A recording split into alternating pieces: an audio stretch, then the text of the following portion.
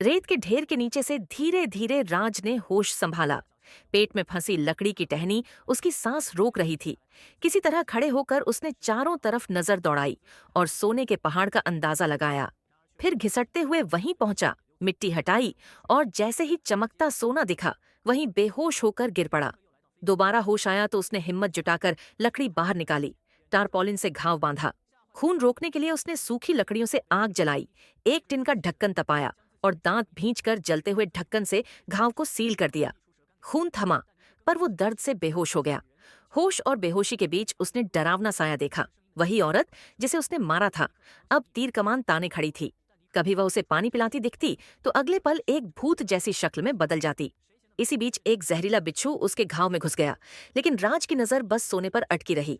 इसी वक्त उसके साथी का सैटेलाइट कॉल आया। मैं पहुंच रहा हूं, सोने को संभाल कर रखना। थका हारा राज घिसट कर सोने के पास पहुंचा और मिट्टी से ढक दिया। तभी वही औरत फिर सामने आ खड़ी हुई। घबराहट में उसने बातों को समझने की कोशिश की और तभी राज को पता चला, ये तो उसकी जुड़वां बहन थी।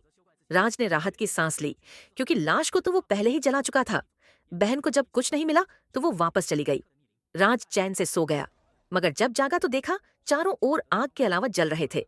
दरअसल वो औरत जंगली कुत्तों से बचाने के लिए आग जला गई थी।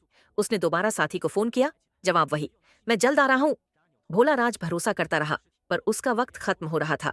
जैसे ही अलाव बुझने लगे, भूखे जंगली कुत्तों ने हमला कर दिया।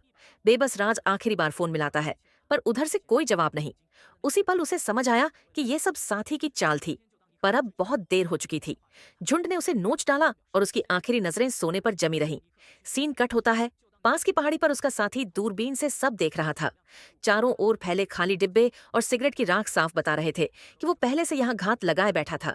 जैसे ही राज की मौत पक्की हुई, साथी खुदाई मशीन लेकर सोने पर टूट पड़ा। लेकिन किस्मत ने खेल पलट दिया।